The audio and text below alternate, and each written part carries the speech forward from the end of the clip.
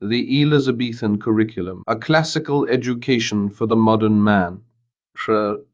Lecture 15, Ovid, Exile, and the Immortality of Verse. In the year 8 of the Christian era, Publius Ovidius Naso, the most celebrated poet in Rome, the man whose verses were quoted in the theatre and read in every educated household in the empire, was exiled by Augustus to a town called Tomis on the western shore of the Black Sea in what is now Romania. He was 50 years old. He had never been to Tomis. He would never leave it. He died there, probably around 17 or 18 of the Christian era, still writing, still petitioning for recall, still hoping that the sentence would be lifted. It never was. The official reason given was two things, a poem and a mistake. The poem was the Ars Amatoria, the art of love, which had been published nearly a decade earlier. The mistake was never specified. Though ancient sources speculated variously, and modern scholars have speculated more elaborately still, the most persistent theory is that Ovid was somehow involved in, or at least aware of, the scandal surrounding Augustus's granddaughter Julia, who was exiled in the same year for adultery and various other offences against the Augustan moral order. Whether Ovid saw something, knew something, or was simply convenient as a scapegoat is something we do not know, and will probably never know. Augustus did not explain himself. He rarely did. What we know is that Ovid was given one night to prepare. He burned some of his manuscripts. He tells us, in the first poems he wrote after the exile began, not the Metamorphoses. The Metamorphoses was already in circulation, already copied and distributed, already beyond any individual's power to suppress. He burned other things, things we no longer have and cannot recover, and then he left Rome and made the long journey east to the edge of the empire, to a town where the winters were brutal and the population largely did not speak Latin, and the nearest thing to a library was whatever he had brought with him. He wrote constantly in exile, the Tristia, the sad poems and the epistulae, ex ponto, the letters from the Black Sea, the record of 10 years of banishment. They are formally brilliant, emotionally complex, and occasionally almost unbearable to read. Ovid was a man who had lived his entire adult life at the center of the most sophisticated literary culture the ancient world had produced, surrounded by wit and conversation, and the particular pleasure of an audience that understood every nuance of what he was doing. In Thomas, there was none of this. The winters were so cold, he writes, that wine froze in the jar and had to be served in chunks. The Getae and Sarmatians who surrounded the town were warlike, and he had to learn to carry a sword at his belt, which a Roman poet of his generation and temperament found both dangerous and faintly absurd. His letters home are addressed to his wife, to his friends, to Augustus himself, and then after Augustus's death to Tiberius, they ask for recall, they plead, they argue, they express remorse, they are eloquent, and sometimes desperate, but they are also something else. They are the record of a man who has discovered that the voice that got him exiled is the only thing he has left, and that it still works. The poems from Thomis are not the poems of a broken man. They are the poems of a man who is diminished in every way, except the one that matters most, and who knows it, and who cannot entirely suppress the note of defiant satisfaction in that knowledge. Before we leave the Metamorphoses for the exile poetry, we need to go to the ending of the great poem, because the ending tells you everything about what Ovid thought poetry was for and what he thought it could do. The 15th and final book of the Metamorphoses begins with a long philosophical speech by Pythagoras, the Greek philosopher and mathematician, and the speech is Ovid's attempt to give his poem's central principle, the principle of transformation, a systematic philosophical basis. Pythagoras argues for the doctrine of metempsychosis, the transmigration of souls, the idea that nothing in the universe is ever truly destroyed, that what we call death is simply transformation, that the soul that inhabited one body passes into another, that matter is eternal and form is temporary. All things change, he says, but nothing perishes. The world is in a state of continuous becoming. Cities rise and fall, empires are born and die, the earth itself changes its face over time, but the substance of things, the underlying reality, is permanent and indestructible. This is Ovid being philosophically serious, which he is capable of when it suits him, and the Pythagorean speech is genuine philosophy rather than mere decoration. But it is also characteristically doing more than one thing. The Pythagorean doctrine provides the philosophical justification for the entire project of the Metamorphoses. If nothing perishes, if transformation preserves the essential while altering the form, then every person who has been transformed into a tree or a bird or a flower or a star in the poem still exists. Their story is their survival. The poem is the form in which they persist. And from this, Ovid reaches the ending of the poem, which is one of the most extraordinary acts of literary self-assertion in antiquity. He has brought the historical narrative up to the death of Julius Caesar and his apotheosis, his transformation into a god and a star. He has placed Augustus at the culmination of Roman destiny, as Virgil did, as the political moment required. And then, in the last dozen lines, he steps entirely out of the mythological and historical narrative and speaks in his own person. And he says this: the work is done. Neither the anger of Jupiter, nor fire, nor sword, nor devouring time can destroy it. Let that day come, he says, that day which has power only over this body, and end the span of my uncertain years.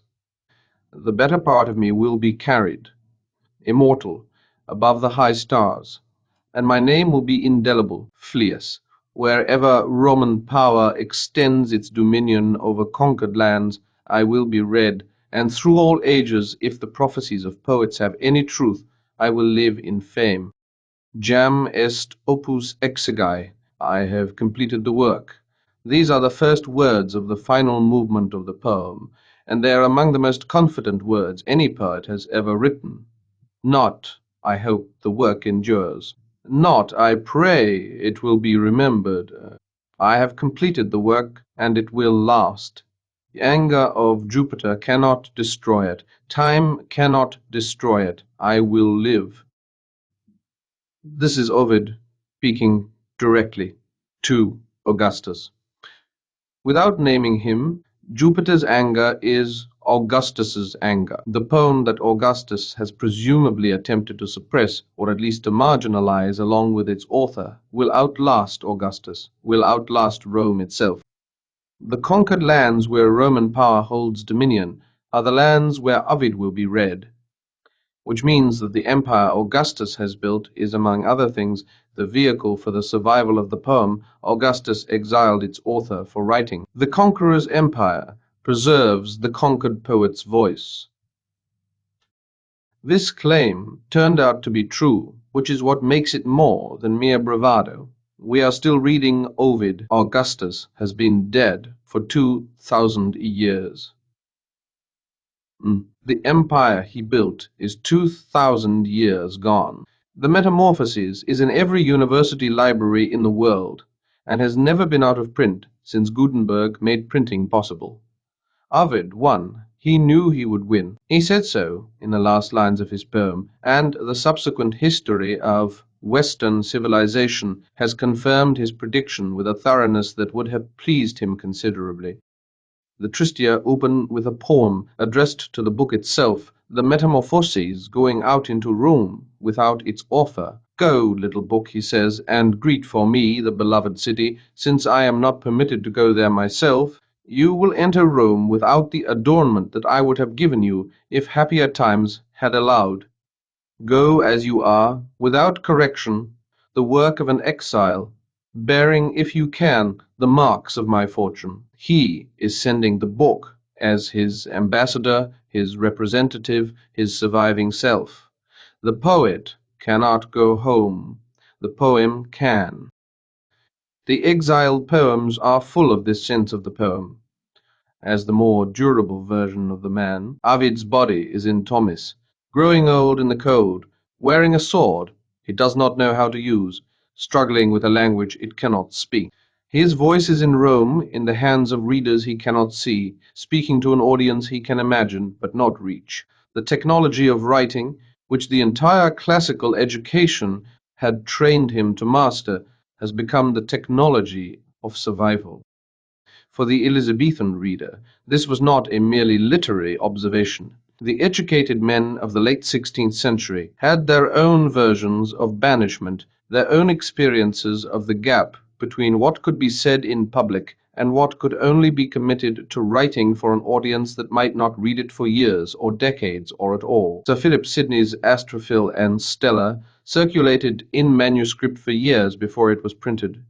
John Donne's poems circulated similarly. The culture of manuscript circulation, of writing for a small and knowing audience under the noses of a power that might find the writing inconvenient, was native to the Elizabethan literary world. Ovid from Thomas was not an alien figure. He was a recognizable type.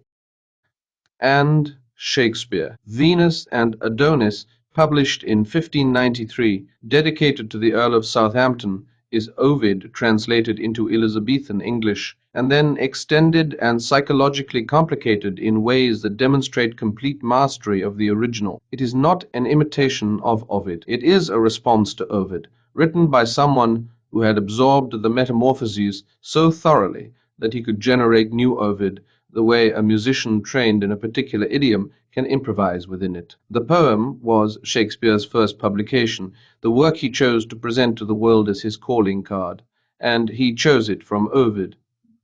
From the 10th book, from the songs of the bereft Orpheus on his hilltop, the fates and furies that you asked about at the beginning of our Ovid module appear throughout the Metamorphoses as part of a larger divine machinery that Ovid handles with considerable ambivalence. The three fates, Clotho, Lachesis, and Atropos, spinning and measuring and cutting the thread of each human life, represent the principle of necessity that runs beneath even divine will. Jupiter himself cannot override the fates, or so the mythology maintains, though Ovid is aware that this limitation on divine power is asserted more often than it is demonstrated. The Furies, the Erinyes, the avenging spirits born from the blood of Uranus when he was castrated by Saturn, are the principle of inexorable retribution, particularly for crimes within the family. They pursue Orestes after he kills his mother. They pursue the guilty who believe they have escaped. They are the nightmare that follows the crime into the places that human justice cannot reach. For the Elizabethan reader, the Furies were not merely mythological figures. They were a way of thinking about guilt and consequence that tragedy found indispensable. The ghost in Hamlet is, among other things, a fury. The three witches in Macbeth inhabit the same imaginative space. The sense that the universe has a mechanism for pursuing the unpunished guilty, that there is no escape from what has been done, is one of the deepest structures of Elizabethan tragic thought, and it comes to that thought largely through the classical tradition that Ovid both inherited and transmitted. We are now at the end of Module 5, and at what I suggested at the beginning of this course would be the boundary of the first phase of the curriculum. We have come from the cold room, and the 11-year-old boy with his Latin grammar, through Terence's comedies and the social world of Rome, through Cicero's rhetoric and his letters and his death, through Virgil's epic and his pastoral and his elegy, and through Ovid's mythology and his wit and his exile. We have, I hope, built something. Not a comprehensive knowledge of classical antiquity, which would require many more lectures and many more years, but a framework, a set of habits, a way of reading that asks not merely what is being said, but why, in this form, at this moment, for this audience, at what cost. This is what the Elizabethan education was for. Not information, but Not the acquisition of facts about Rome, but the acquisition of a Roman quality of mind. A mind that thinks historically, argues rhetorically, feels the weight of the past in the present, and reads human behavior with the patient analytical attention that comes from having seen, in the greatest literature of the ancient world, every version of it that matters. The gentleman who had this education could walk into any room in Elizabethan England, or into any subsequent century, and think he could read the situation, he could find the argument, he could feel the irony, he could recognize Actaeon when he saw him, and Arachne, and Phaethon, and Cicero, writing by lamplight while the world tilted outside his window. He did not need to name them. He simply knew. That is what we have been building, and it is, as the course has tried to demonstrate throughout, not merely an Elizabethan possession. It belongs to any mind willing to do the reading. The cold room is gone. The Latin grammar is optional. The education is not. And Callot's Jam est opus exigi. The work is done. End of lecture 15. End of the Elizabethan curriculum.